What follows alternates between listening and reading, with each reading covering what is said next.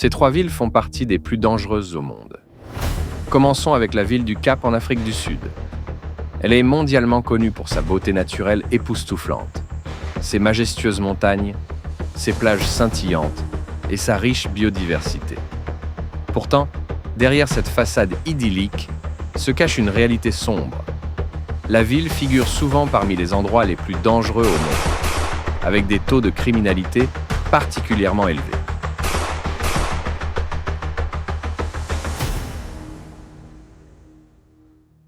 Cape Town porte les cicatrices d'un passé colonial. Pendant des décennies, les populations noires et métisses se sont retrouvées placées dans des zones urbaines périphériques démunies, appelées townships. Ces zones manquaient et manquent encore d'infrastructures de base, comme des écoles de qualité, des hôpitaux ou des services publics. Les communautés qui y vivent ont été largement privées d'opportunités économiques. Aujourd'hui encore, ces inégalités historiques perdurent. Les townships sont des foyers de pauvreté extrême, avec un chômage atteignant souvent 50%. Cette marginalisation crée un terreau fertile pour la criminalité, alimenté par un sentiment de désespoir et d'absence de perspective. Les jeunes, souvent exclus des systèmes éducatifs et professionnels, se retrouvent particulièrement vulnérables à l'attraction des gangs.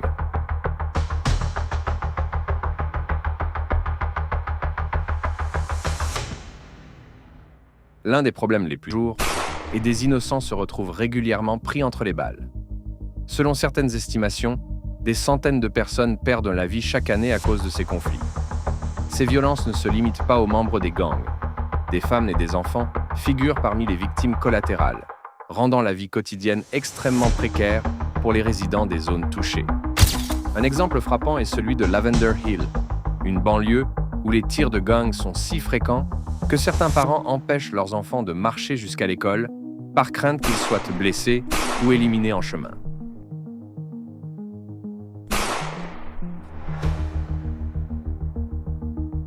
Le trafic de substances illicites est une activité centrale pour les gangs et un facteur clé de la violence à Cape Town. Il détruit non seulement les vies des consommateurs, mais alimente également les vols et les actes malveillants, souvent commis par des toxicomanes cherchant désespérément à financer leur dépendance. Les gangs exploitent cette situation. Ce qui rend Cape Town si unique est le contraste frappant entre ses quartiers riches et pauvres. Tandis que certaines zones situées près de la côte offrent un luxe extravagant avec des villas à plusieurs millions de dollars et des yachts amarrés dans les marinas, à seulement quelques kilomètres, des quartiers luttent pour répondre aux besoins de base. Cette juxtaposition renforce le sentiment d'injustice parmi les communautés défavorisées. Les tensions sociales qui en découlent peuvent parfois se traduire par des actes tels que des cambriolages dans les zones aisées ou des attaques ciblées contre les visiteurs.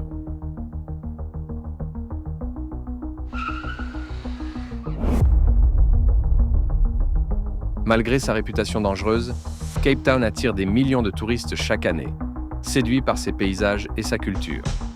Cependant, cette affluence touristique peut elle-même être une cible pour les gangs. Les vols à la tire, les carjackings et les actes commis sur les visiteurs ne sont pas rares, en particulier dans des zones où la pauvreté est omniprésente. Les autorités locales et les entreprises touristiques déploient d'importants efforts pour assurer la sécurité des visiteurs dans les quartiers populaires. Néanmoins, les touristes doivent rester vigilants, éviter les zones à risque et ne jamais voyager seuls la nuit. En conclusion, Cape Town incarne un paradoxe, une ville à la fois magnifique et dangereuse, où des inégalités profondes alimentent une violence chronique. Comprendre les racines de cette sombre situation, c'est aussi reconnaître l'impact durable d'un passé injuste et la nécessité d'un avenir où chaque citoyen, peu importe son origine ou son statut, puisse vivre dans la dignité et la sécurité. À présent, quittons le continent africain pour nous intéresser à la dangerosité d'une ville, non pas en raison d'une partie de sa population, mais à cause de son positionnement géographique sur le globe. La ville la plus risquée au monde en termes de catastrophes naturelles est Tokyo, au Japon. Bien que cela puisse surprendre étant donné son statut de mégalopole ultra-moderne, Tokyo est exposé à une combinaison exceptionnelle de dangers naturels qui en fait l'une des villes les plus vulnérables sur la planète.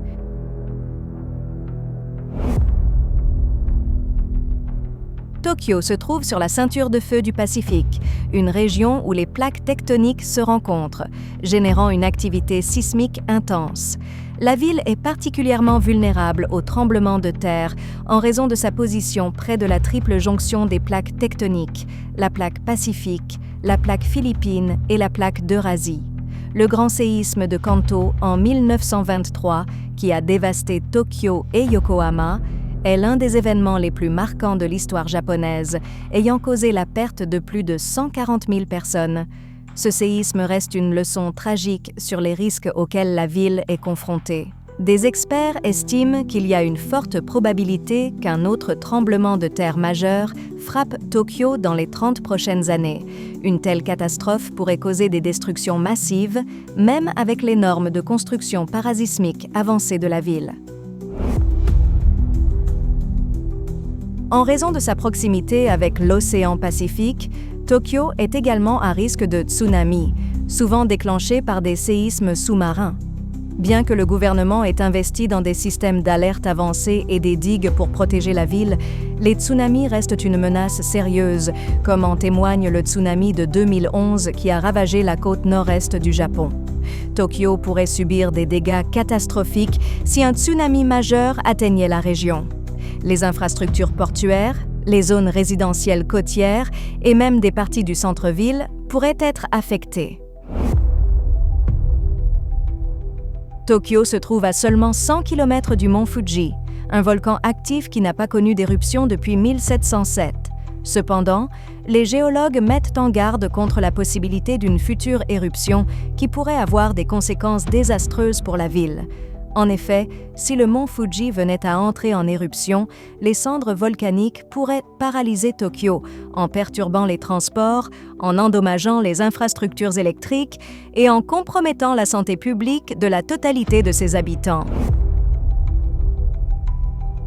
Le Japon est régulièrement frappé par des typhons et Tokyo, bien que situé plus au nord que certaines villes comme Okinawa, n'est pas à l'abri de ces puissantes tempêtes. Les typhons apportent des vents violents et des pluies torrentielles qui causent des inondations, des glissements de terrain et des dégâts matériels importants. Ces inondations urbaines sont un problème récurrent à Tokyo, malgré les gigantesques infrastructures de contrôle des eaux, comme le Jikans Project, un système souterrain massif conçu pour canaliser l'eau des rivières lors de fortes pluies. Le réchauffement climatique aggrave les risques naturels pour Tokyo. La montée du niveau de la mer pourrait rendre la baie de Tokyo encore plus vulnérable aux inondations, tandis que les tempêtes et les précipitations extrêmes devraient devenir plus fréquentes et plus intenses. De plus, les vagues de chaleur, de plus en plus sévères, mettent en danger la population, en particulier les personnes âgées, dans une ville où la densité urbaine amplifie les effets du phénomène des îlots de chaleur. Il s'agit d'une hausse significative des températures dans les zones urbaines par rapport aux zones rurales environnantes, avec des écarts pouvant atteindre 10 degrés Celsius. Cela est causé par des matériaux comme le béton et l'asphalte qui absorbent et retiennent la chaleur, la diminution des espaces verts, les émissions de chaleur dues aux activités humaines, transport, climatisation, industrie et la perturbation de la circulation de l'air par les bâtiments. Ces conséquences incluent le développement de maladies liées à la chaleur, une consommation énergétique plus élevée et une dégradation significative de la qualité de l'air. Tokyo incarne un paradoxe. C'est à la fois l'une des villes les plus avancées technologiquement et l'une des plus exposées aux catastrophes naturelles. Sa capacité à gérer ces menaces repose sur une combinaison d'ingénierie innovante, de sensibilisation publique et d'une forte résilience collective. Pourtant, malgré tous ces efforts, les risques naturels auxquels Tokyo fait face demeurent immenses et omniprésents.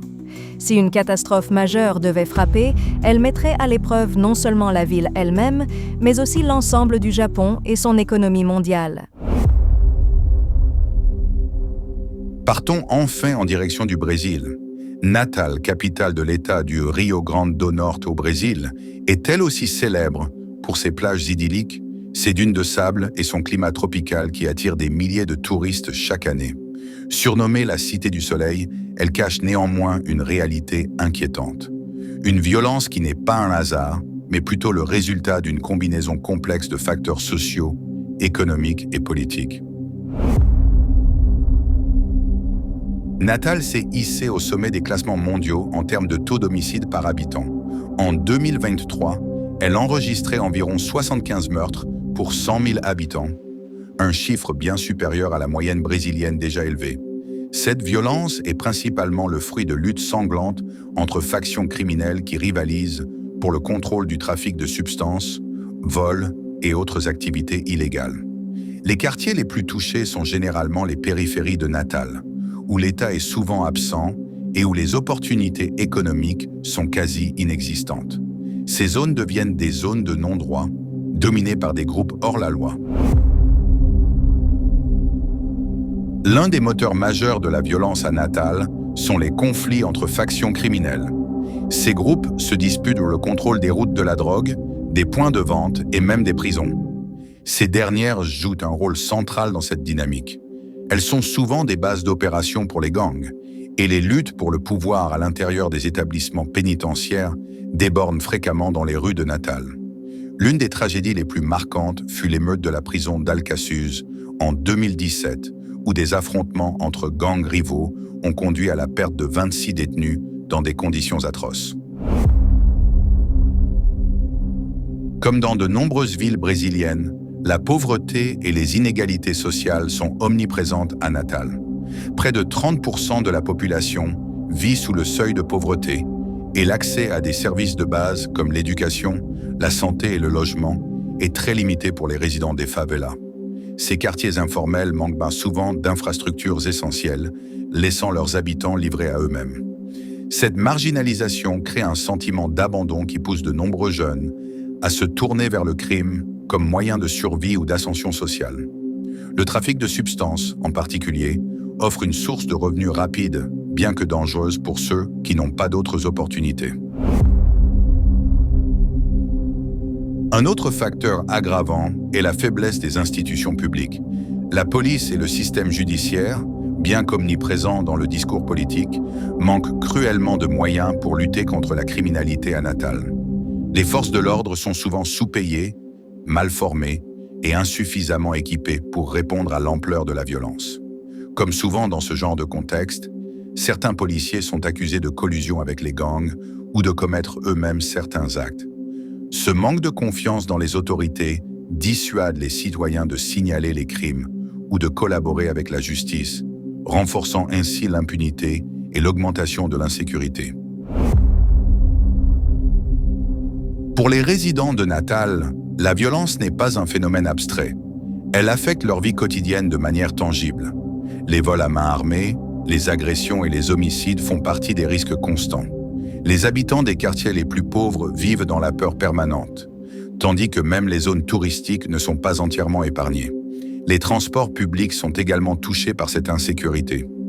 Des attaques contre les bus, impliquant souvent des incendies volontaires, sont fréquentes et constituent une autre illustration de la fragilité du contrôle étatique. Natal est une destination prisée pour ses plages paradisiaques, ses dunes de Genipabu et sa célèbre Via Costeira, une route panoramique longeant l'océan.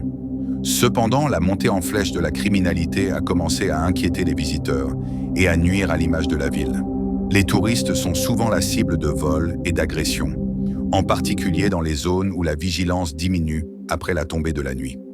Les agences de voyage recommandent généralement d'éviter de se promener seul ou d'exhiber des objets de valeur, comme des téléphones ou des bijoux, pour réduire les risques. Malgré ces défis, des mesures de sécurité supplémentaires ont été mises en place dans les zones touristiques, avec une présence policière renforcée autour des hôtels et des attractions principales. Cependant, ces efforts ne suffisent pas à apaiser entièrement les inquiétudes. Face à ces problèmes, diverses organisations locales et internationales interviennent pour atténuer les effets de la violence. des projets communautaires cherchent à offrir des alternatives aux jeunes à risque en proposant des activités sportives, artistiques ou éducatives. Par exemple, des initiatives comme Instituto Ponte travaillent pour améliorer l'accès à l'éducation et éloigner les jeunes du recrutement par les gangs. De plus, les autorités locales collaborent parfois avec le gouvernement fédéral pour déployer des forces de sécurité supplémentaires et rétablir l'ordre dans les zones les plus touchées. Cependant, ces opérations, souvent ponctuelles, peinent à s'attaquer aux causes profondes de la criminalité. Natal est une ville pleine de contrastes, un paradis naturel où la beauté coexiste avec une violence omniprésente. La lutte contre cette criminalité exige des efforts concertés, non seulement pour réprimer les gangs, mais aussi pour réduire les inégalités qui alimentent ce cercle vicieux. Tant que les causes profondes de la pauvreté, de la marginalisation et de la corruption ne seront pas abordées, Natal continuera d'être confronté à ces défis. Malgré tout, l'espoir subsiste. Si cette vidéo t'a plu, regarde notre vidéo sur les pires prisons du monde.